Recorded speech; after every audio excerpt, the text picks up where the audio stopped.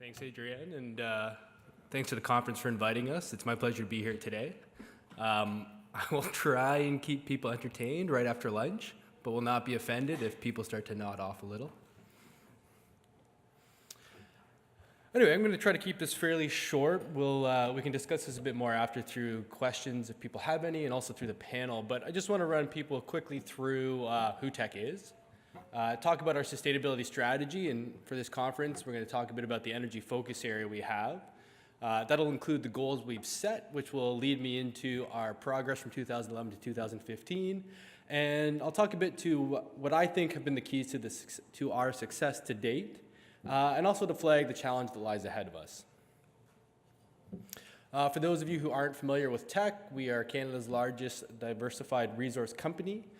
We have four main commodities or business units.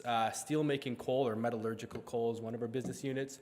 We have a copper business unit, a zinc business unit, and we're building an energy business unit. Two other things to know about us, safety is one of our core values in our company, and alongside safety, we've seen sustainability as something that has been key in establishing in our culture. We are headquartered in Vancouver, and our operations are in the Americas, and we tend to focus on long life assets. So in relation to a lot of conversations today about mine life, we tend to look for mines that are able to operate through 2 to 3 commodity cycles. The other thing for us is that sustainability is something we've seen as key to managing our risks, and the flip side of that is developing opportunities. To that end, in 2010, we developed what we've been referring to as our sustainability strategy. Now, I'll flag to people, we didn't have just a sudden epiphany in 2010 that there's this thing called sustainability and we should pay attention to it. We've been publishing sustainability reports since 2001. We've been participating in the Mining Association of Canada's Towards Sustainable Mining program since 2004. And even before all of that, we've been aware that we need to manage our impacts on the environment and to work with our communities.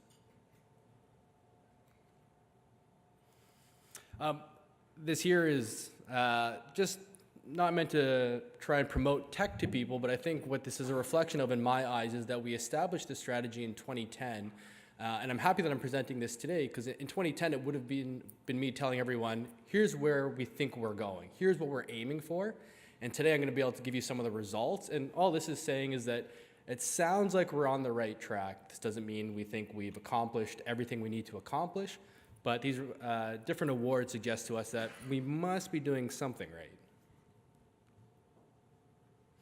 So as I mentioned, in 2010, we developed our sustainability strategy. Key to this is that it was a mandate for the business to look at ensuring that we have our social license to operate in the long term. And this meant for us to identify long-term trends and risks, and to also define what success would look like for us. And this wasn't something in the company that was sort of, hey, sustainability people or an environment people, go out and tell us where we need to go. This was a working group that was cross-functional. So we had people from the mines, we had people from offices, we had representation from each of the business units. So we made sure that we got input, not so much from the subject matter experts, but from many of the leaders in the company. And then the environmental or the community people would support that process, facilitating the information that was needed. The structure of the sustainability strategy was for the company to really look out into the future, look beyond 2030, and to identify who we thought we wanted to be and who we needed to be in the long term, and then to backcast and say, all right, if we want to be this company in 2035, 2050, where do we need to be by 2030, and then work your way back a bit more, and where do you need to be by 2015? So specific to energy and carbon, we looked at a number of trends. I'm sure you can't read all of the jurisdictions up there, but this is just one of the most recent maps on countries and jurisdictions that have carbon pricing policies in place. I wish I'd included it in this presentation. I actually animated this to go from 2007 all the way to 2015 year by year, so you can see when the jurisdictions start coming on. And if you went back to 2010, you wouldn't even see half of that map covered. So it's kind of neat to look back now and go, okay, we kind of forecasted that reasonably well. So we took all these drivers, we looked out to the future and we started to set goals. So as a company, our vision statement, and this is about who we want to be in 2035, or what we'd like people to see us as, is a catalyst for introducing new energy and management systems that make a positive contribution to society's efficient use of energy.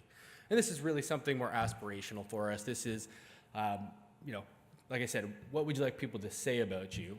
But we needed to translate that into very concrete terms. What does this actually mean to us? What goals do we want to set?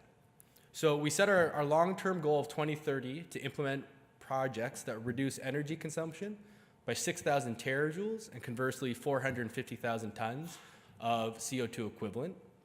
And then we also set a goal to commit to 100 megawatts of alternative energy generation.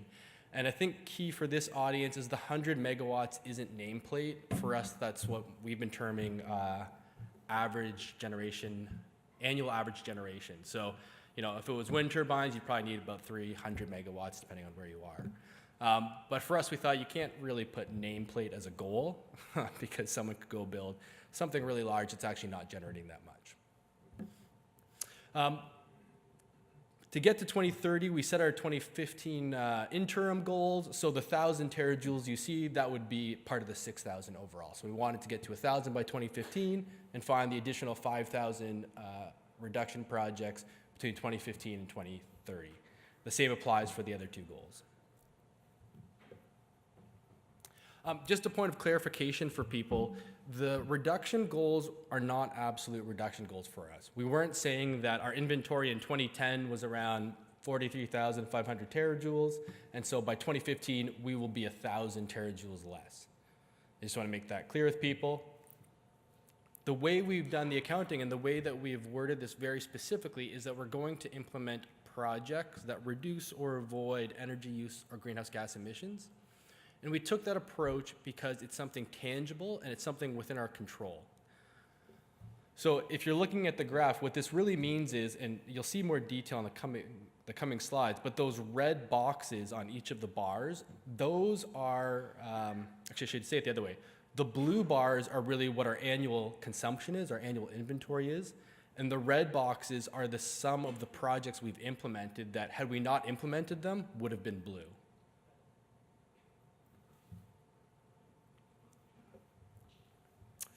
So how have we been doing? In terms of the energy goal, we met it almost right on the 1,000 terajoules at the end of 2014. I'm sure at the back you can't see this in detail, but all the little bars are just us grouping a number of the projects. So some of the biggest reductions we've had have been from our no idling program across a number of our sites. There's a bar in there about blasting optimization. Yeah, anyway, we can go to those in more detail later on if people are interested. So those same projects that we've implemented in energy reductions, of course, have greenhouse gas reductions. What's interesting about our approach to greenhouse gas reductions, though, is our biggest contributor has been a fuel switch. So no real energy savings for us there, but simply from adjusting from consuming coal in our dryers at some of our operations towards using natural gas, which is far less carbon intensive, we've seen massive reductions. We're sort of peaking at that amount of reductions though, because once you've done your fuel switch, you sort of tap that out as a reduction project. So the purple on that chart, that's from the dryer fuel switch, and then all of these energy reduction projects, when you calculate the greenhouse gas emissions, they're making sort of the upper grouping of bars. In terms of alternative energy, we've got 3 projects that are going to help us meet our 2015 goal. You'll see the Wintering Hills Wind Farm in blue. We've got the Wheaton expansion plan in British Columbia, and then QB stands for Quebrada Blanca, which is one of our copper mines in Chile. And so we've got some solar there through one of our PPAs. So how have we gone from, those graphs where I'm showing you back in 2010, 2011, looking for reduction projects and implementing them over the last 5 years? There's a few things that I think for me have really led us to being able to achieve these goals. The first is on the energy and GHG reduction goals and the way we set them. So we did consider a number of different goals. Do you want to go with an absolute goal? Do you want to go with an intensity goal? I think what you'll see amongst our industry is a lot of people will pick intensity targets. What we found challenging with intensity targets is that requires you to forecast out and say, where do we think we'll be, and then go below that. And we really felt really challenged to identify a reliable number in the future. And so if you forecast something that's unreliable and pick a target, you run the chance of meeting that target by luck or missing it by bad luck. So we wanted to make this very measurable and actionable. And it's something at our operations people can relate to. It's a lot easier to, instead of saying, hey, try to meet this intensity, to just say, hey, what reduction projects can you find? Oh, you can go out and you can put in a VFD. Perfect. Pursue that, assuming the economics are in your favor. But the people implementing these at our sites were able to really wrap their head around implementing a project. The goal magnitudes for us, there were ones that we think stretched us, but they were still attainable. And the other thing we did, you'll notice the wording is really applicable to all of our operations. So we weren't forcing specific business units or operations to achieve reductions. It was across the company. So if it's lower cost, more advantageous for you to do this in our coal mines in British Columbia, that's where we're going to focus. And maybe a copper mine in one of the other jurisdictions doesn't pursue as many. In terms of renewable energy goals, having a megawatt target and knowing what that was really key for us. But it's also flexible in the sense that we haven't, we're not constrained to being the owner-operator. So that 100 megawatts for us could come from a PPA. It could be from us being an owner-operator. But we didn't want to constrain ourselves. And I think if there's one thing I've heard throughout the conference has been making sure that you're setting up the appropriate structure given the context. So we set our goals with that flexibility so that in different jurisdictions we can say, hey, over here, PPA is the best way to go on this. We're going to pursue that avenue. Or it could be something like the Wintering Hills Wind Farm where we're an owner. Actually, Suncor, now TransAlta owns it, is the operator. But something that's sort of a standalone wind farm for us. In terms of how do you implement these things, and I think this came up in one of the panels yesterday, people were asking, well, how do you get your company to do this? I think internally we've had a real strong movement towards a one tech approach. And this is something that's very cultural for us, but it's really about aligning your initiatives. So we have a cost reduction program, we have a business improvement program, we have a sustainability program, but they're all the same thing, especially when it comes to energy, right? Where can you find your energy savings or greenhouse gas savings? It's not different departments working off in their own silos. So we work quite well together. And that also makes sure that the strategy is being driven from the business units and the operators. It's not your environment department, it's not your sustainability department, it's not whatever other department it is trying to drive this, but it's the actual operators and the business units. And we've also aligned it with our compensation program. So it's in people's objectives and it's part of the bonus plan. And like I was saying, for us, you can come up with the strategy, you can come up with good ideas, but if we don't have people to implement them, you go nowhere. And I'll kind of give you a range of the company. The sustainability strategy was developed out of a mandate from our CEO. I showed you a flower diagram earlier that had all the different focus areas. Each one of those focus areas had a business unit as the champion. So for our biodiversity focus area, it was our chief operating officer.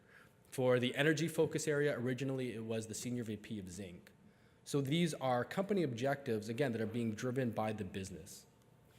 And at the same time, you need the people to implement these. So we've got a program right now at our Highland Valley Copper Mine called Bright Ideas. And this is about getting the employee base to come forward with ideas where, whether it's someone in maintenance, whether it's someone driving the trucks, if they've got an idea of how we can reduce energy or we can invest in something that will save us money and energy, well, let's hear it and let's evaluate it.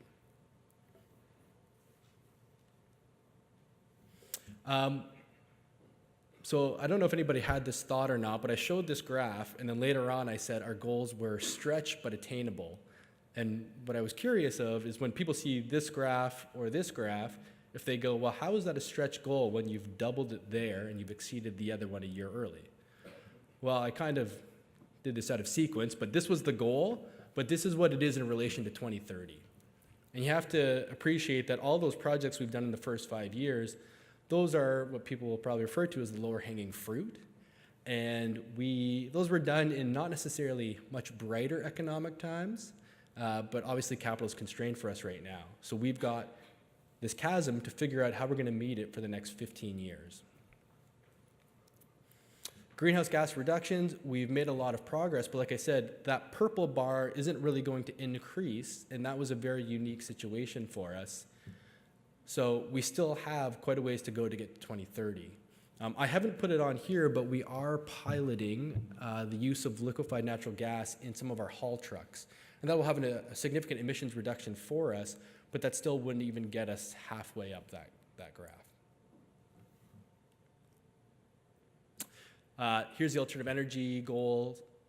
And this is the gap we still have. I think a couple of the presenters have spoken to our Red Dog mine throughout the conference. This is an off-grid zinc mine up in Alaska, quite far to the northwest. And we are looking at wind there, but just to give people a sense of how far wind at Red Dog gets us, we've still got a solid 60 megawatts to find over the next 15 years to meet our goal. So just wrapping up for us, like I said, for tech, sustainability goals are key for us in managing our risks and developing our opportunities. We're on track to meet our 2015 goals, and we've met these and succeeded on them largely because we set good goals, we aligned our business practices, and we've really focused on culture within the company.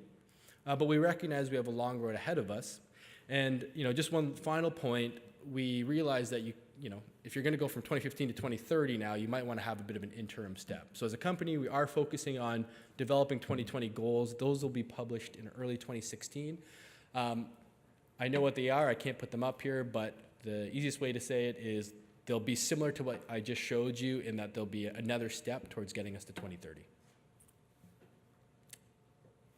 Thank you.